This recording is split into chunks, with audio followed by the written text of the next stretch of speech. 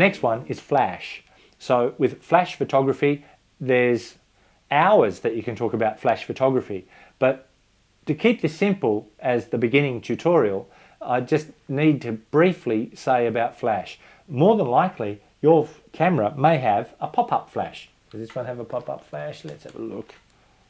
It has a pop-up flash. So if you have a pop-up flash on your camera, use it.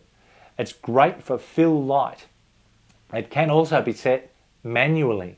More than likely, it's set to a thing called TTL, and that means through the lens. And that will give you a light reading. Remember our meter before, it'll give you a light reading of what's happening, and then it'll judge how much flash is required. It'll also know through the lens where you're focusing.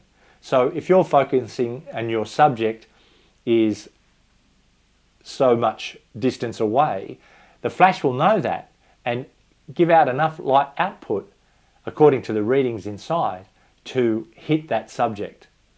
I don't personally like TTL a lot because sometimes it's too bright and then sometimes it's too dark, and it's very hard to get accurate readings, especially if you're shooting a wedding situation or you're setting an event. So it could even be a party.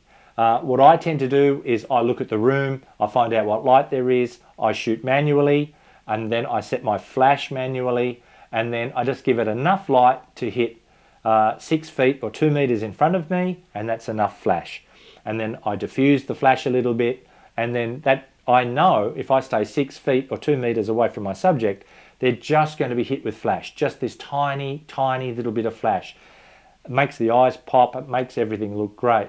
But I've already made my settings that the background looks good. So that's flash. You can put flashes on top of your camera. They come in all shapes and sizes, studio flash, but all shapes and sizes.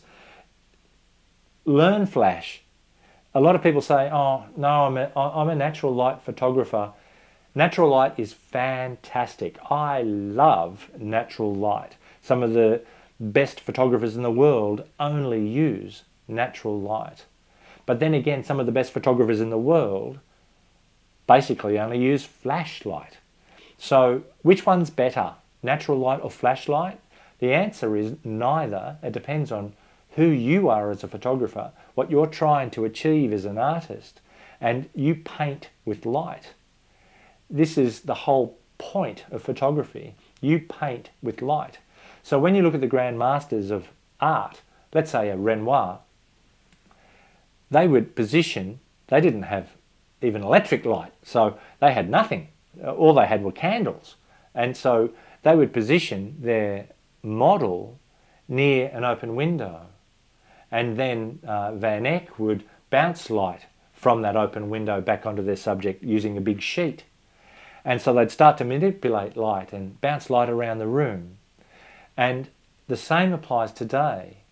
Instead of using sunlight and bouncing it around, which we still do as well, you can use artificial light to create something similar. There's a grey card, and if you use a grey card, what you'll do is, and I highly recommend that you buy a grey card of some description. This one's a good one because it locks up, but if you get a grey card, your light will look natural and the colours will look great. And you can use that in natural light and you can use that in artificial light. And then you can control how warm or cold the light is.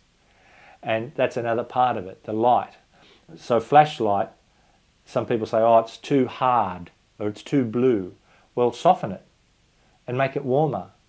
The choice is yours. So when you become an artist with flashlight, when you become an artist with light in general, well then now you're becoming a photographer. Learn light, learn how to paint with light. And with that, we're going to move now into how to shoot manually. Now you're going to start to take control.